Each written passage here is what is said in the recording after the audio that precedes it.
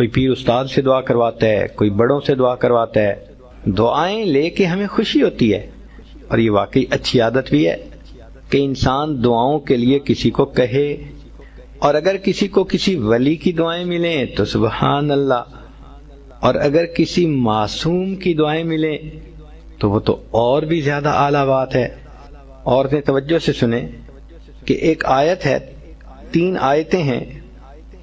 معقل بن یسار رضی اللہ تعالیٰ عنہ فرماتے ہیں کہ نبی اسلام نے بتلایا کہ جو شخص ان 3 آیتوں کو صبح اور شام پڑھ لے گا تو 70,000 فرشتے اس کے لیے دعائے رحمت کریں گے۔ ایک ولی تو پھر بھی ولی ہے، کتنے گناہ ذمے ہوں گے چھوٹے یا بڑے، مگر فرشتے تو معصوم ہوتے ہیں۔ فرشتے اس بندے کے لیے صبح و شام دعا کرتے ہیں۔ تو حدیث پاک میں ہے کہ جو شخص صبح کو 3 آیات پڑھے تو شام تک فرشتے 70,000 فرشتے رحمت کی دعا پڑھتے ہیں، اور اگر شام کو پڑھے تو صبح تک 70,000 فرشتے دعائے رحمت کرتے ہیں، اور اگر اسی دن اس کا وہ فوت ہو جائے تو اللہ تعالیٰ اس کو شہادت کا رتبہ عطا فرماتے ہیں۔ اب یہ 3 آیتیں سن لیجئے۔ هو اللہ الذی لا الہ الا ہو عالم الغیب والشہادۃ هو الرحمن الرحیم۔ پہلی آیت، هو اللہ الذی لا الہ الا هو الملک القدوس السلام المؤمن المہیمن العزیز الجبار المتکبر سبحان اللہ عما یشرکون۔ یہ دوسری آیت۔ تیسری آیت، هو اللہ الخالق البارئ المصور له الاسماء الحسنى یسبح له ما فی السماوات والارض وهو العزیز الحکیم۔ یہ 3 آیتیں جو بندہ صبح پڑھے تو شام تک 70,000 فرشتے اس کے لیے رحمت کی دعا کرتے ہیں، اور اگر اس دن میں فوت ہو جائے تو شہیدوں میں اس کا نام شمار کر لیا جائے گا۔ ہمیں تو چاہیے کہ ہم اس عمل کو جزو زندگی بنا لیں۔ 3 آیتوں کو پڑھنا کون سا مشکل کام ہے، اور دیکھیے اجل کتنا بڑا مل رہا ہے۔ تو بچیاں، عورتیں کوشش کریں کہ ان آیتوں کو روزانہ پڑھ کے فرشتوں کو اپنے لیے دعا پہ لگائے رکھیں۔ ایک مرتبہ ایک آدمی میرے پاس آیا، بہت اچھی پرسنالٹی تھی، لکھا پڑھا بندہ نظر آتا تھا، مگر زار و قطار رونے بیٹھ گیا، آنسو ٹپ ٹپ گر رہے تھے۔ میں بھی پریشان ہوا کہ یہ بندہ بہت ہی دکھی ہے جو اتنا رو رہا ہے۔ خیر تھوڑی دیر کے بعد میں نے ان سے پوچھا کہ جی آپ بیٹھے رو ہی رہے ہیں، آپ کوئی بات کریں۔ اس نے کہا جی میں ایک گورنمنٹ آفیسر تھا، اور ان دنوں گولڈن شیک ہینڈ والی ترتیب چلی تھی کہ گورنمنٹ کہتی تھی کہ جو بندہ اپنی ریٹائرمنٹ لے لے گا ہم اسے منافع بھی دے دیں گے، اور وہ پھر کوئی اور کام کر کے اپنی زندگی گزارے۔ گورنمنٹ کو فائدہ یہ تھا کہ ورکر کم ہو جائیں گے، اور ورکر کو فائدہ یہ تھا کہ ایک ہی وقت میں پیسے مل جائیں گے تو مکان خرید لیں گے، بیٹی کی شادی کر لیں گے، یا فلاں کر لیں گے یا فلاں کر لیں گے۔ وہ کہنے لگا کہ مجھے تقریباً 16 لاکھ روپیہ ملے جو بینیفٹ کے تھے۔ میں نے اور بیوی نے مشورہ کیا کہ ہم اس کو رکھ دیتے ہیں، اور اپنے گزارے کے لیے میں کہیں پہ جاب کر لیتا ہوں چھوٹی موٹی، اور روٹی ہم کھا ہی لیں گے، اور یہ پیسے بچوں کی تعلیم اور ان کی شادیوں کے کام آئیں گے۔ کہنے لگا کہ میرا ایک دوست تھا، میں نے کئی باتوں باتوں میں اس کو بھی بتا بیٹھا کہ مجھے گورنمنٹ سے 16 لاکھ ملے ہیں اور میں نے رکھ دیے ہیں۔ اب وہ بندہ میرے پیچھے پڑ گیا کہ ایک کاروبار ہے اور بڑا نفع ہے اس میں، بڑا فائدہ ہے اس میں، بڑا فائدہ ہے، اور اگر تم پیسہ لگاؤ تو محنت میں کروں گا اور تمہیں گھر بیٹھے بٹھائے پیسے مل جائیں گے۔ کہتا ہے کہ مجھے ڈر تھا کہ نہیں، تو میں اس کو نہ کرتا رہا۔ بالآخر ایک دن میری بیوی نے پوچھا کہ کیا مسئلہ ہے، تم کسی گہری سوچ میں ڈوبے نظر آتے ہو، کیا پریشانی ہے؟ تو میں نے اسے بتا دیا کہ میرا ایک دوست ہے، وہ مجھے کاروبار کے لیے کہہ رہا ہے۔ بیوی نے مشورہ دیا کہ آپ ایسا کریں کہ اس کو 16 لاکھ نہ دیں، اس کو 8 لاکھ دے دیں، اور دیکھیں 8 لاکھ کا وہ آپ کو کیا فائدہ دیتا ہے، پتہ چل جائے گا 1 سال میں۔ تو اگر نقصان ہونا ہوا تو آدھے پیسوں میں ہوگا، پورے پیسوں میں تو نہیں ہوگا نا۔ کہتے ہیں مجھے بات اچھی لگی اور میں نے 8 لاکھ روپے اس بندے کو دے دیے۔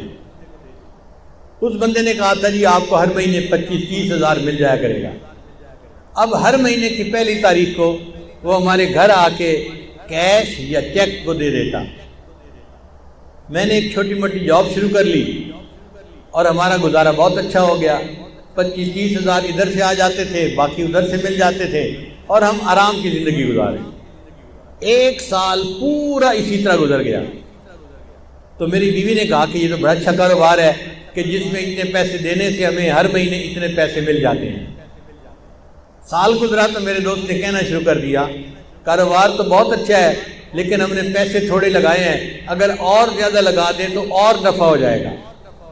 میں نے بیوی کو بتایا، اس نے کہا ہم نے 1 سال آزمایا ہے، دیکھا ہے شریف آدمی ہے، اچھا آدمی ہے، وعدہ پورا کرتا ہے، تو آپ اس کو باقی بھی پیسے دے دیں۔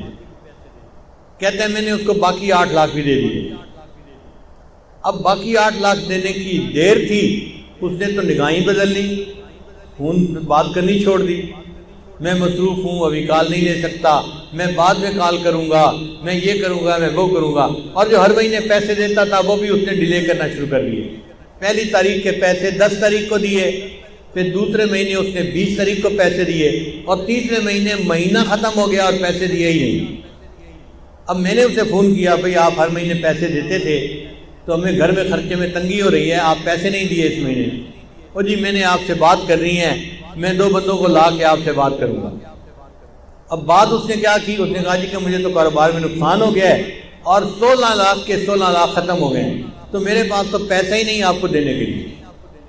اور جو بندے لے کے آیا تھا وہ بھی اسی کے سائڈ کے تھے، اسی طرح کے، وہ بھی مجھے سمجھانے لگے اور کہنے لگے کاروبار میں لاس بھی ہو جاتا ہے، پروفٹ بھی ہو جاتا ہے، اب آپ نے اگر 1 سال پروفٹ کھایا ہے تو لاس ہو گیا ہے تو لاس کو بھی برداشت کر لو۔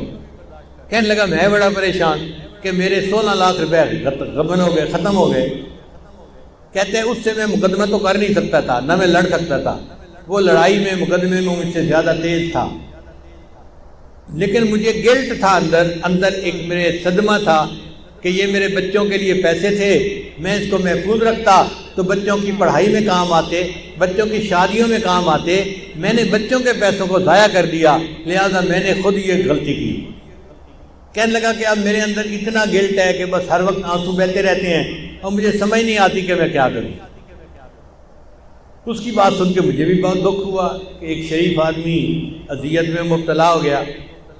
میں نے اسے تسلی دی، پھر تسلی دے کے میں نے اس سے پوچھا کہ مجھے یہ بتائیں کہ آپ کا رزق کہاں پہ ہے؟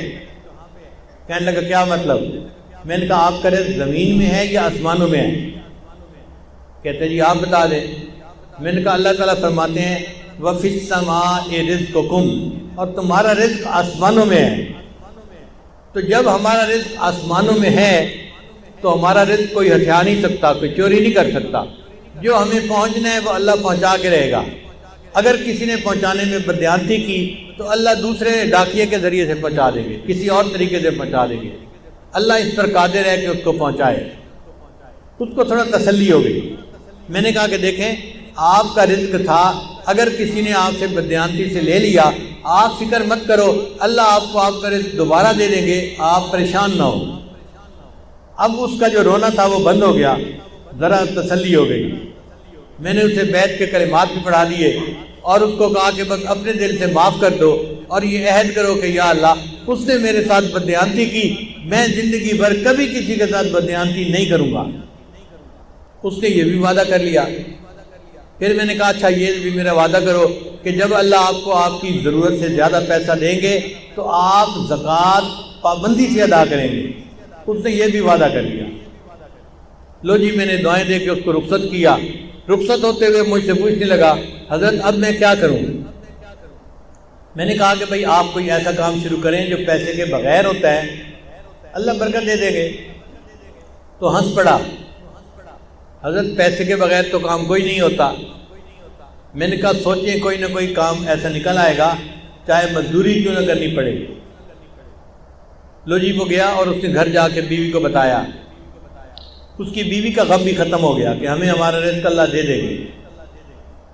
پھر بیوی نے اس کو مشورہ دیا، ہم دیہات میں رہتے ہیں اور یہاں جو کسان ہوتے ہیں نا یہ کھاد خریدتے ہیں شہر سے، اور ان پڑھ ہونے کی وجہ سے ان کو پتہ ہی نہیں چلتا کہ یہ کھاد کون سی ہے اور کون سی نہیں ہے۔ تو آپ اگر شہر کی کسی کمپنی سے کھاد کی بوریاں کریڈٹ پہ لے کر آئیں اور ان دیہاتیوں کو یہاں بیچ دیں پروفٹ رکھ کے، تو پھر پیسے آپ واپس کر دینا اور کچھ آپ کو نفع مل جائے گا۔ لو جی، یہ بندہ کھاد کی کمپنی کے پاس گیا ملتان میں، ان سے بات کی کہ مجھے جی آپ 10 بوریاں دے دیں کریڈٹ پہ، میں آپ کو پیسے مہینے کے اندر واپس کر دوں گا۔ وہ کہہ جی ہم تو آپ کو نہیں جانتے، ہم آپ کو کیسے دے دیں؟ یہ کہ جی میرے کاغذات دیکھو، میں اتنا آفیسر تھا گورنمنٹ کے اندر، یہ بھی مجھے جانتا ہے، یہ بھی جانتا ہے، یہ بھی جانتا ہے۔ وہ کہیں کہ بھئی ہمیں تو شکل صورت سے بھی نظر آتا ہے کہ تم آفیسر رینک کے پڑھے لکھے بندے ہو، لیکن ہم بغیر پیسے کے کیسے اپنا مال دے دیں؟ ہم نہیں دے سکتے۔ اب یہ بیچارہ روز جائے اور روز ان کی منت سماجت کرے کہ آپ لوگ میرا کام شروع کروا دیں۔ جو مینیجر تھا نا وہاں کا، وہ ذرا رحم دل بندہ تھا، اس کو رحم آ گیا۔ ایک دن وہ کہنے لگا دفتر والوں کو کہ بھائی اس کو 10 بوری کریڈٹ دے دو اور گارنٹی میری ڈال دو، اگر اس نے پیسے نہ بھی دیے تو 10 بوری کے پیسے میں ادا کر دوں گا کہ چلو مجھ سے غلطی ہوئی، لیکن اب اس بندے کو 10 بوری دے دو۔ اس بندے کو 10 بوری مل گئی، یہ لے آیا، اس نے آ کے کسانوں کو بیچی، ہر بوری پہ 50-50 روپیہ اس نے نفع رکھ لیا، تو 10 بوری کا اس کو اچھا بھلا فائدہ ہو گیا۔ چنانچہ پھر یہ 10 کی جگہ 20 بوری لینے لگ گیا، پھر 30 بوری لینے لگ گیا، پھر 50 بوری کرتے کرتے ایک وقت آیا کہ کمپنی والوں نے کہا جی ہم آپ کو پورا ٹرک کریڈٹ پہ دے دیتے ہیں۔ اب اس نے کریڈٹ پہ ٹرک لیا اور لوگوں کو تقسیم کی کھاد اور ان سے پیسے لے کے واپس دے دیے۔ پھر ایک ٹرک سے 2 ٹرک اور 3 ٹرک اور ٹرکوں میں کام شروع ہو گیا۔ اللہ کی شان دیکھیں، کوئی 6-7 سال کا عرصہ گزرا ہوگا، یہ بندہ ایک دن میرے پاس واپس آیا، مجھے کہتا ہے الحمدللہ حضرت آج میں 16 کروڑ کی پراپرٹی کا مالک ہوں۔ 16 لاکھ اس کے ضائع ہوئے تھے، اللہ پہ توکل کی، اللہ نے برکت رزق میں ایسی دی کہ 16 کروڑ کی پراپرٹی کا وہ مالک بن گیا۔ تو ہم کیوں اس معاملے میں شک میں پڑیں یا اپنے ذمے حرام لگائیں؟ دل میں تسلی رکھیں، اللہ نے جو ہمیں دیا ہے وہ اللہ نے ہمیں پہنچا کے رہنا ہے۔ مگر اللہ تعالیٰ وہ زائد رزق اس لیے دیتے ہیں کہ وہ غریبوں کو یا حاجت مندوں کو رزق پہنچا دیں۔ اگر وہ رزق پہنچاتے رہتے ہیں اللہ ان کو دیتے رہتے ہیں، اور اگر وہ پہنچانے میں کمی کوتاہی کرتے ہیں تو اللہ دینا بھی بند کر دیتے ہیں۔ چنانچہ آپ مثالیں اپنی زندگی میں دیکھ سکتے ہیں۔ حضرت کام ایسا تھا کہ مٹی کو ہاتھ لگاتے تھے سونا بن جاتی تھی، ایسا حالات نے پلٹا کھایا ہے، اب تو سونے کو ہاتھ لگاتے ہیں مٹی بن جاتی ہے۔ جی ہاں، جب اللہ نے یہ موقع دیا تھا کہ مٹی کو ہاتھ لگانے سے سونا بنتی تھی، وہ سارا سونا تمہارے لیے نہیں تھا، اس میں غریبوں کا بھی حق تھا۔ تم نے صدقات خیرات کو بلا دیا اور اس کو اپنے بینکوں میں جمع کروا دیا، میرے اب اتنے ملین ہو گئے، اب اتنے کروڑ ہو گئے، اب اتنے ہو گئے، اب اتنے ہو گئے۔ اللہ نے کہا کہ ڈاکیہ ڈاک نہیں پہنچا رہا، کسی اور کو ڈاکیہ متعین کر دو۔ یوں حالات انسان کے بدل جاتے ہیں، اور جو انسان اللہ کے بندوں تک ان کا حصہ پہنچاتا ہے اللہ اس کے رزق میں برکت ڈالتے ہیں۔ چنانچہ اللہ تعالیٰ رجب شعبان میں رمضان میں بندے کا ایک امتحان لیتے ہیں، اس کو مالی پیپر کہتے ہیں۔ جیسے اسکولوں میں پیپر ہوتے ہیں نا، اے پیپر اور بی پیپر، دونوں انگلش کے پیپر ہوتے ہیں، اے پیپر اور بی پیپر۔ اسی طرح اللہ تعالیٰ نے اپنے بندوں کو آزمانے کے لیے 2 پیپر بنائے، ایک مالی پیپر اور ایک جانی پیپر۔ رجب اور شعبان میں اللہ مالی پیپر لیتے ہیں کہ میرے بندے میرے حکم پر تو مال کتنا قربان کرتا ہے، ہم دیکھتے ہیں تو زکوٰۃ ادا کرتا ہے یا نہیں کرتا، غریبوں کو خرچ کرتا ہے یا نہیں کرتا۔ اب کچھ لوگ اس میں پاس ہو جاتے ہیں اور کچھ لوگ فیل ہو جاتے ہیں۔ جو زکوٰۃ ادا نہیں کرتے وہ فیل، اور جو زکوٰۃ ادا کرتے ہیں وہ پاس ہو گئے۔ پھر رمضان کا مہینہ آ جاتا ہے تو اللہ تعالیٰ بندے کا جانی امتحان لیتے ہیں۔ اچھا میرے بندے گرمی ہے مگر تجھے پینا بھی نہیں کھانا بھی نہیں، سارا دن بھوکا رہنا ہے۔ اب یہ مشقت ہے، پیاس لگی ہوئی ہے اور گھر کے فریج کے اندر مشروبات پڑے ہوئے ہیں مگر پی نہیں سکتے جو کہ اللہ کا حکم ہے۔ تو یہ جانی مجاہدہ رمضان شریف میں کرنا پڑتا ہے۔ اور کچھ لوگ جو سارے روزے رکھتے ہیں وہ بی پیپر میں کامیاب ہو جاتے ہیں۔ جب اے پیپر میں بھی کامیاب اور بی پیپر میں بھی کامیاب، اب اللہ ان کی مغفرت فرماتے ہیں۔ چنانچہ حدیث مبارکہ میں آتا ہے کہ مومن جب عید کی نماز پڑھنے کے لیے جاتے ہیں تو اللہ اپنے فرشتوں سے پوچھتے ہیں، میرے فرشتوں یہ میرے بندے کیوں اکٹھے ہیں؟ حالانکہ اللہ تعالیٰ تو علام الغیوب ہیں، سب جانتے ہیں، مگر اللہ تعالیٰ فرشتوں کو گواہ بنانے کے لیے میرے فرشتوں یہ میرے بندے کیوں اے اللہ انہوں نے روزے رکھے، راتوں کو تراویح پڑھی، رمضان پورا عبادت میں گزارا، اب یہ وہ مزدور ہیں جو آپ سے مزدوری لینے کے لیے آئے ہیں۔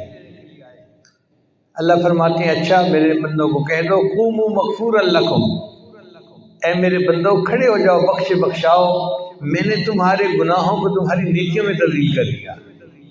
تو دیکھو اے پیپر بی پیپر میں کامیاب ہوئے تو عید کا دن بندے کے لیے مغفرت کا دن بن گیا۔ اس لیے عید کی خوشی اس لیے نہیں ہوتی کہ ہم سیویاں کھائیں گے اور میٹھے کھائیں گے،